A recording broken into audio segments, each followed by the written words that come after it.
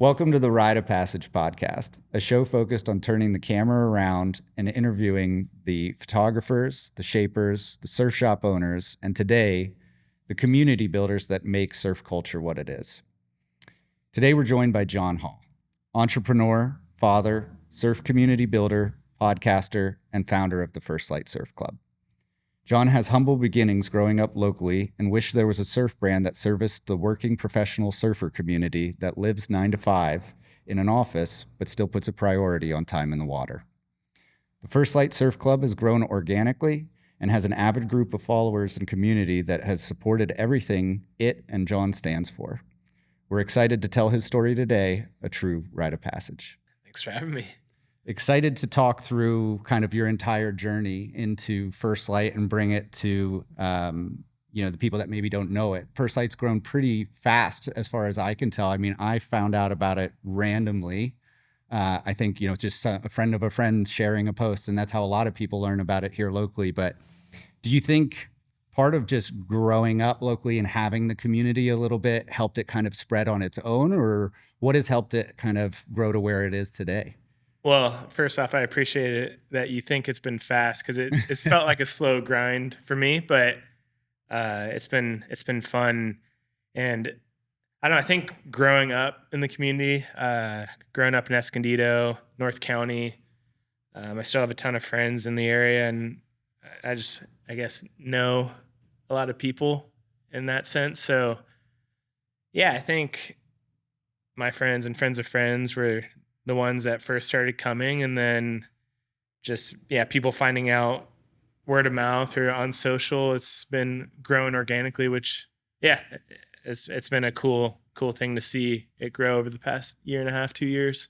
There's a lot of cool people that are kind of coming and going from it too, that have a lot of influence. Like I've seen people that are just randomly there, you don't know who they are, and I think that's maybe just larger surf culture has that sometimes, where everybody just seems so approachable and calm. But then like a couple of people I've seen at different First Light Surf Club morning sip and rips, I then like look into them after you see them in the video edits and you're like, oh my God, this person's actually kind of killing it out there. But they all seem so humble, so stoked on what you guys are doing. And I think to that end, the community is really fun to be a part of. Yeah, I think that's a testament to how I've been trying to, I guess, frame the community. Like, there's some other like surf meetups out there, and they're geared towards beginners. And I think the cool thing with the sip and rip meetups that we've been doing is there is that mix of someone that's just getting into surfing, but it also feels like an event or meetup that one of the more higher tier surfers can come to, and it's cool to have that community and everyone's sharing waves and good energy. And that's really what I'm trying to do with First Light, is kind of change that mentality of the surf culture to make it more welcoming to all surfers, and sharing waves and having fun, and having that stoke is what it's all about. Mm-hmm. And a lot of these are pretty planned out ahead of time, right? And you can get a day where maybe the waves aren't so good. It's not like you're changing it based on surf forecasts. Yeah. What has been your take on that? I mean, do you feel like that could be a detriment to it sometimes? Like, would you ever wish you would follow like, oh, it's going to be really good on Thursday, so we're going to go, or on the contrary? I've kind of played with the idea of doing a waiting period for like the third week of the month, but I know, I think having consistency on every third Thursday, people know what to expect, when it is. I think that consistency is what I'm aiming for. And it's funny, earlier on when I first started doing the sip and rip meetups, I think it was the second one, it was high tide, the waves were like shin high. And at that point, it wasn't really established like the sip and rip is today. And I think 3 people went out and surfed, and other people just had the coffee, then sipped and dipped. But I don't know, the community now, and like the mentality is like we're all gonna get out there, get wet, and just like make the most of whatever it is. And I think that's cool. And like just starting the day in the water, like getting that to rinse off and wake you up is my favorite way to start the day. And sometimes the waves are good. Most times the waves are but the coffee in the morning is always going to be 10 out of 10, and the community there, it's amazing. And yeah, that's I would reciprocate that kind of feeling about it. It seems like, especially on the days where the waves aren't good, I would almost say that people seem more stoked just because of the community getting together. yeah, And I've been really impressed by that. Like getting people excited for a bad surf day. I can't do it with my roommates. I can't do it with my surf friends. I can't especially get at them. like 30 a.m. Right. So the fact that you're not only getting the community together, but giving them like a sense of purpose and being there and kind of just clowning around on a day like that versus it being a bigger, everybody's actually serious. It kind of seems like the more fun comes out when everybody's Yeah, being a little bit kooky with it. And I think you also did a Halloween dress up surf at Grandview we did. Yeah, last year. Like those are the types of things that I think make the community even tighter because it allows people to express themselves and just kind of goof around and get to know one another better. So that's something that, if you're not into First Light Surf Club or you haven't heard of it and you're just hearing about it for the first time, you can expect that kind of good community and fun energy that is always brought to it regardless of the waves, which I think is a real credit. Let's take a step back and maybe talk about some of your beginnings in getting into surfing and then kind of what led you down this road. Obviously, you've said that you wish that there was a brand that existed that serviced the 9-to-5 worker. So tell me a little bit about maybe some pains and struggles in your early days of getting friends to go with you at 6:30 in the morning. There's not a lot of early riser warriors that are into that. yeah. So my first my first job, I actually worked in the surf industry, was there for 5 years. And yeah, my schedule to surf was pretty flexible and the waves were good. Mm-hmm. They let us surf. I would go surfing at lunch, get off work early, come to work late. And then it was actually during COVID, I got furloughed, left the surf industry, and had the opportunity to step into the family business of construction, which has a completely different schedule and mentality than the surf industry. So I actually had like the later shift for my job site because a lot of guys, I was on the management side, but a lot of the guys would get there at like 5:30 a.m. And if that was the case, then I couldn't surf at all. But I had to get to the job site at 8 and then close it at night. So I had a tight window in the morning where I had to get out of the water at 7:10, 7:15 so I could get to work on time-ish. So yeah, I remember texting friends initially. I had some friends that would come with me in the morning, but I was like, how about instead of 7 a.m., we meet at 6 a.m.? They're like, isn't it still dark at 6 a.m.? Like, that's the only time I can go.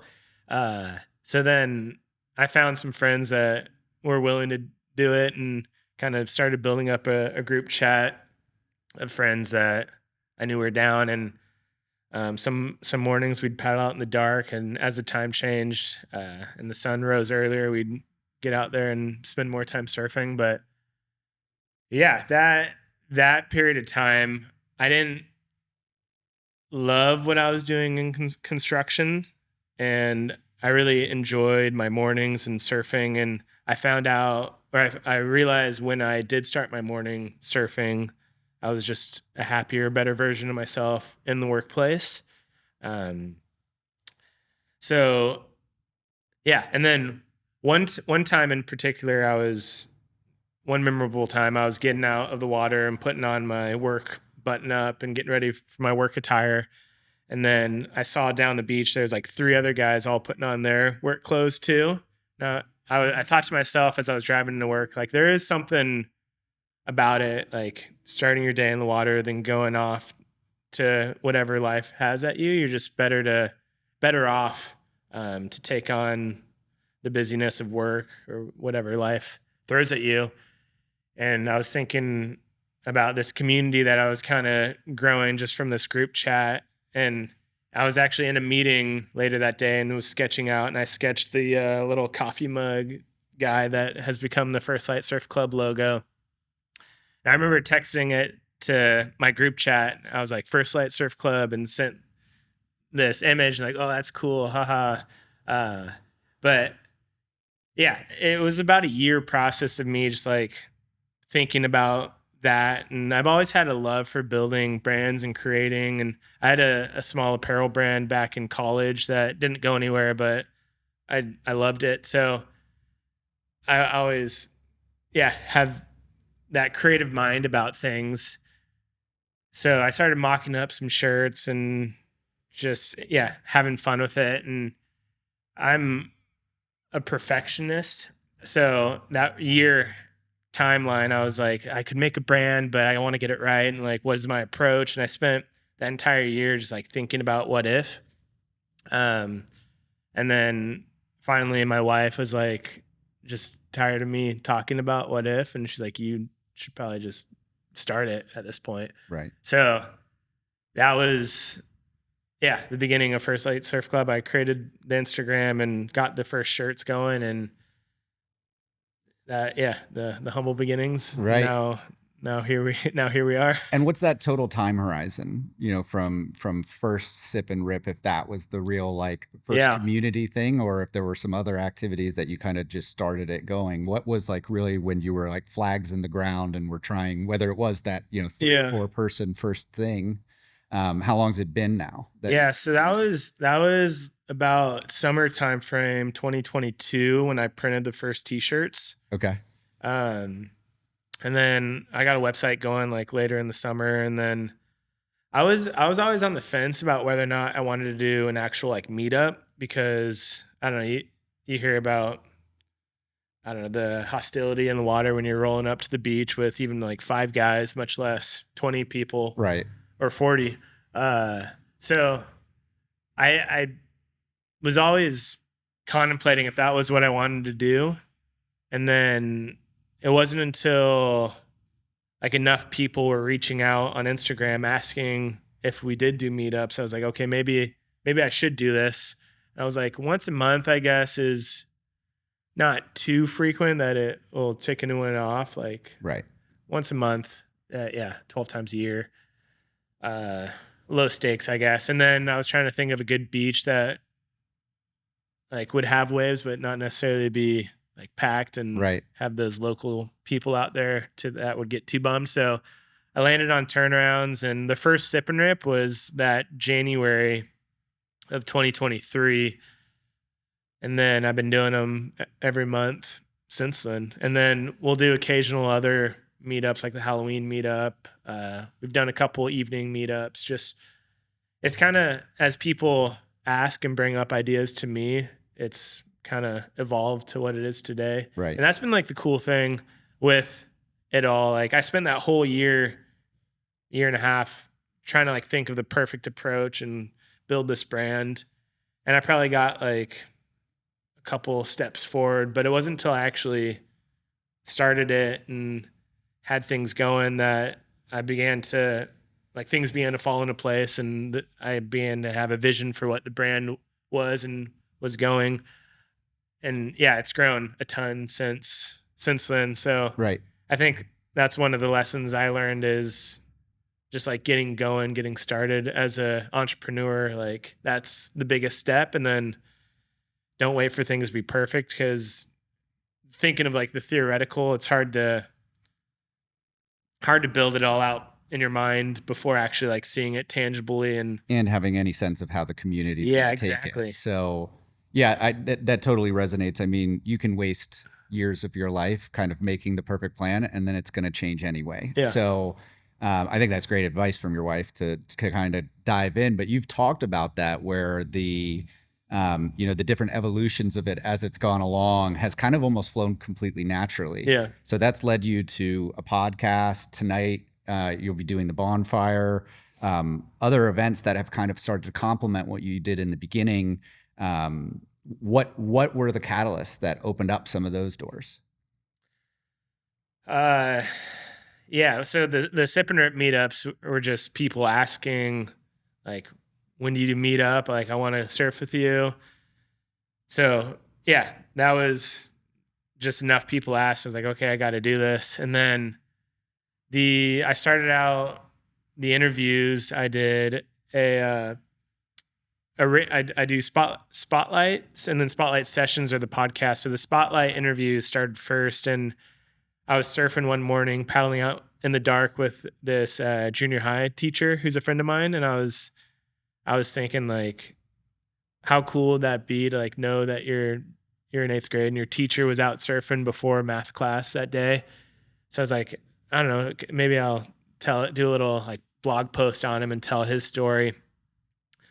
So I interviewed him and like asked him why he surfs and what like a morning surf does for his mood and well-being for the rest of the day, and just some questions that I thought were interesting, and posted that on our website, and a lot of people resonated with that.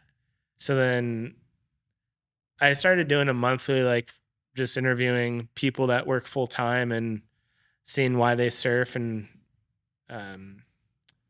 why they wake up early and what a morning surf does for them. And then from there, I had an opportunity to interview John Ford, the Board Source, and I was like, his story seems one that I want to tell like a little more in depth. So did my first podcast with him and enjoyed that, and have done a few more of those since. And then it's the brand collaborations we've been able to do have all come from local businesses reaching out, like coffee shops or like pizza places. Best Pizza, we did an event with them, and it's been cool. Yeah, people have we're like the bonfire tonight where we've got the kombucha sponsor and Nova.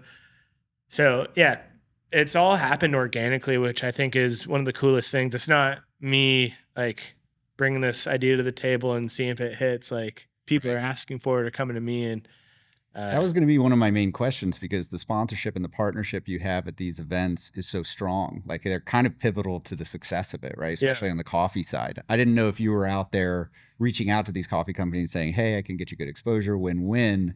But it sounds like they're coming to you being like, hey, we like what you're doing. Yeah. So Seaborn Coffee, located in Oceanside, they were the first coffee shop to reach out to me. And at that point, I think it was like we had 4 sip and rips, and they weren't where they are today. But their support has been crucial. And I don't have a coffee sponsor every time. So on those Thursdays, I'm buying the coffee. Thank you. You're welcome. Yeah. But I've been getting more and more sponsors, which is cool. Necessity Coffee and Encinitas is another good coffee sponsor. So it's cool just seeing other local businesses support local businesses, and they believe in the community and what I'm doing with First Light. So that's been cool to just see their support. And do you have a peak moment so far? Like anybody in particular, like a guest on a podcast? Obviously, recently you had Corey Colapinto on. You're starting to get to a certain level where these are really impactful people that are engaging with what you're doing. It could be that. It could be one of the surfboard sponsors or companies that kind of do these sip and rips with you. Is there anything that really stands out? Trying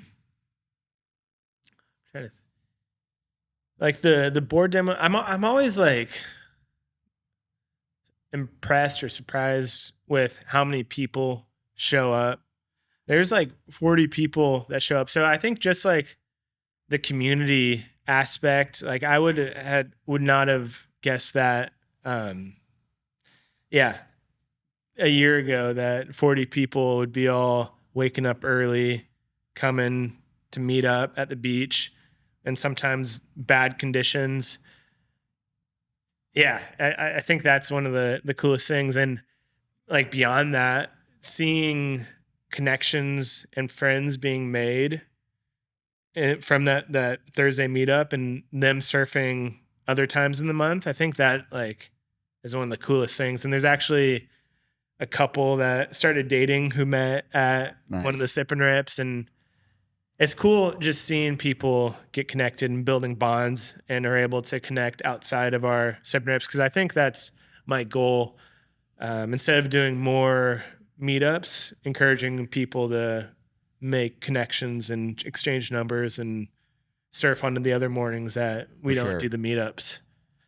Well, especially for that morning crowd that is headed into the 9 to 5 lifestyle, even the sip and rip, like you get a little bit of time. We're drinking coffee, we're all Yeah. excited, and then we're in the water. There's not as much time. So that's why I think your event, tonight as the example of the bonfire is a really good compliment. Yeah. Because now you're getting time for people to actually just hang out for a while and have drinks and start to get to know each other. But even me, the first one I ever went to, I met one of my best friends. Oh, right. So it was like right off the jump, I had been looking for what you were doing. So I'd like gone online and tried to join different turf Gave me clubs. chills, dude. That's what it's all about. Right. And it was frustrating because I couldn't find something that had any kind of consistency to it. And I didn't really know how to be the outsider coming into it.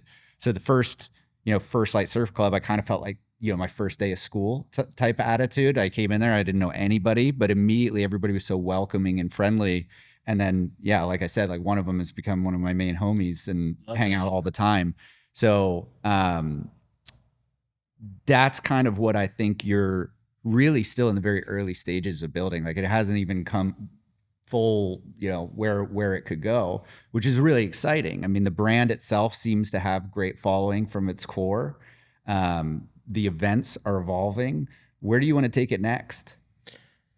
I get asked that question a lot. And to be honest, I don't have a long-term goal. I've always taken it day by day. It's something I'm just having fun with. And I've got a full-time job outside of this. So it's always just been a side passion of mine. I think if and when one day could ever sustain my life, that'd be amazing. But I'm not selling near enough shirts and hats to make that work. But I don't know. I love where it's gone in the past year and a half, 2 years. And I'm always looking for new things, new partnerships. And yeah, I'm just trying to grow, I guess, but I don't have any really goals set. It's funny, the kind of mental shift, right, that you've gone through of being perfectionist maybe at the outset of it to now being like, well, it's going how it's going and I don't know where it'll go, and having peace with that, it seems like, which is really encouraging to see. I think there's a wave of new people and businesses and entrepreneurs coming into surf culture right now that are trying to push in that direction of it. Hey, this isn't my main hustle. I'm not trying to be capitalistic about this and make money off of my group. I'm trying to make something with my group. And I want it to be something that's pure, that people can enjoy and really look forward to. And you've hit that out of the park. So, wherever it does go, one of the quotes that just kind of comes to mind for me is from It's a Wonderful Life. And it's at the end when he's looking in the back of the Bible, and it says, no man is poor who has friends. And I think what you've built here is kind of an engaged community that's always going to have your back, and that's invaluable. Yeah. So it's something that I think you should be really proud of, and it's exciting to have you on and hear about it. It's still in the very early stages, because I look forward to doing this again in a couple years and seeing how far it's come and continuing to revisit the conversation. Yeah, appreciate that. One thing I'll just revisit, I wanted to touch on what you were saying about like basically the surf in the morning making you almost a better person. Yeah. I fully identify with that. In my other life, in my full-time job, my business partner asks me all the time, like if I'm grumpy or something's off, he's like, when's the last time you got in the water? Yeah. So for me, it really is like kind of the beginning of any good day starts in the water. And I can get really testy if it's been 3, 4, or 5 days where we get skunked and it's just not even an option. So still kind of actually looking for that outlet that can replace surfing when it's not there. But it isn't the same for everybody, right? Not everybody feels that way about it. Some people maybe have a different relationship to surfing, but I do think there's kind of like two types of people in the water. There are those that are trying to be competitive and treat it like a sport, and that's one path. And then there's the other that are kind of just on like their own spiritual journey. And it sounds like it resonates somewhat like that for you, because it being the start to a good day, it's kind of a hard to express in words feeling of like just getting that one good wave. And it doesn't even need to be that for it to be that type of an experience for you. But maybe talk a little bit about that. Like, what was there in particular a day where you went out before work for one particular session and it kind of changed you and you're like, I need to be doing this more often just for your own reasons? There wasn't one particular moment.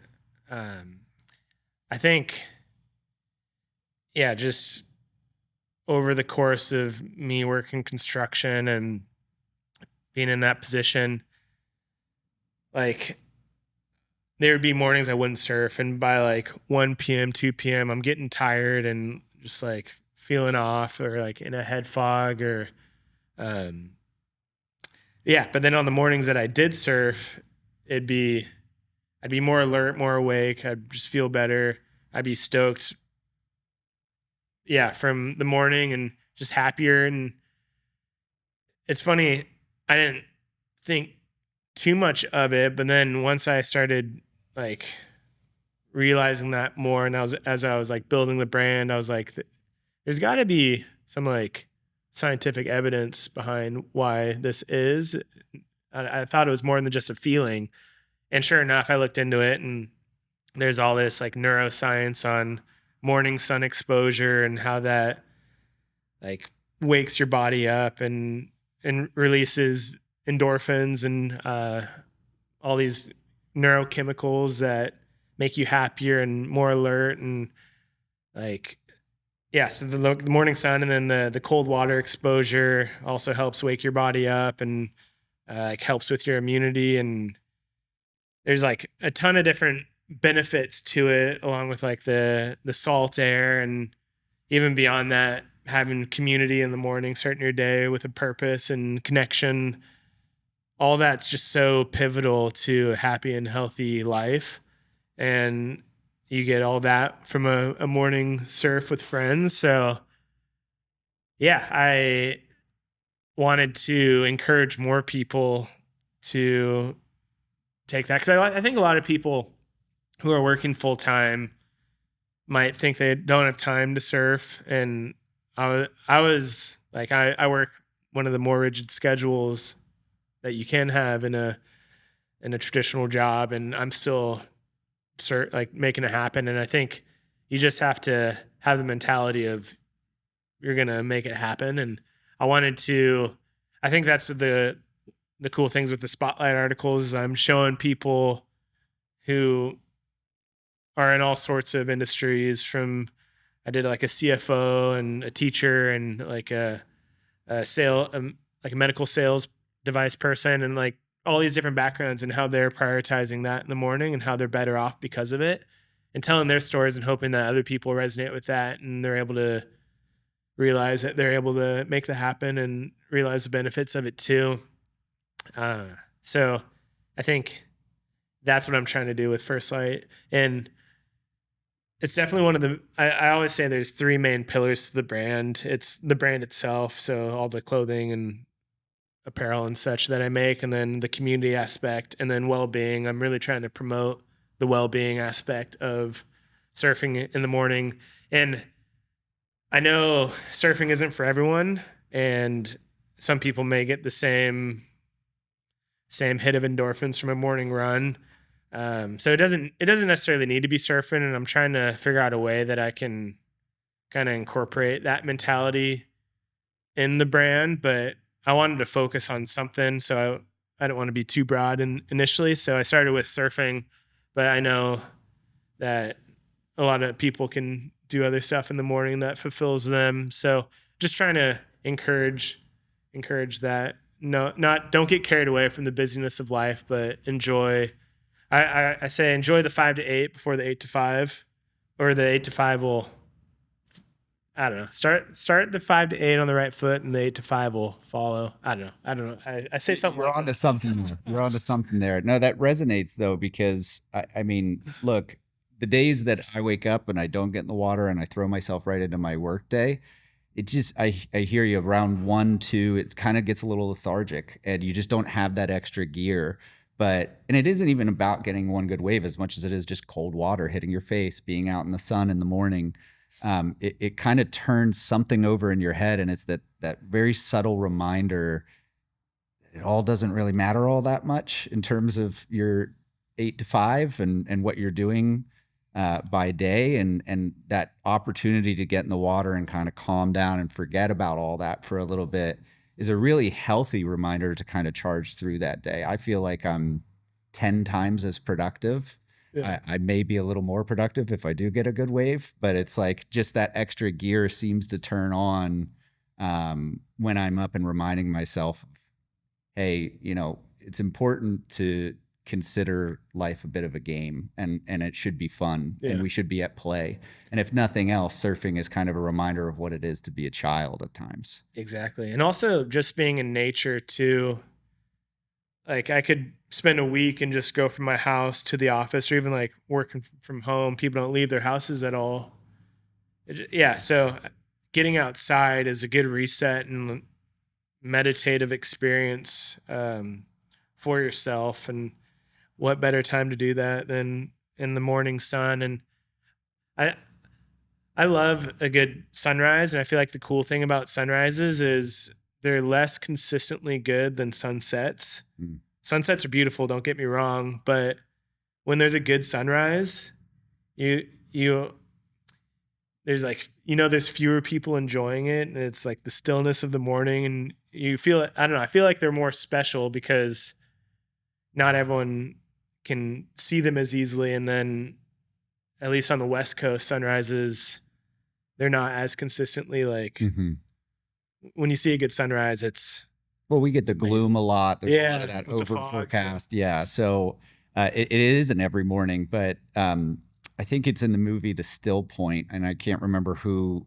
it may have been. I want to say Kiko Alonso or something along those lines was his name, but he was talking about how it's like the earth takes a breath for the first time when you're out in the water already before the sun actually rises. And that quite literally is what's happening. Like the sun hitting the land, warming it up, and then the ocean breeze that maybe was slightly onshore towards the land or slightly offshore shifts. So for like a second, it's like complete stillness. Yeah. And you don't have any wind, and then it wakes up. So it's like you're waking up with the sun in a very, very real way that totally charges your entire body. So I've had that experience a few times. In particular, I seem to get it more up in Oceanside in the harbor.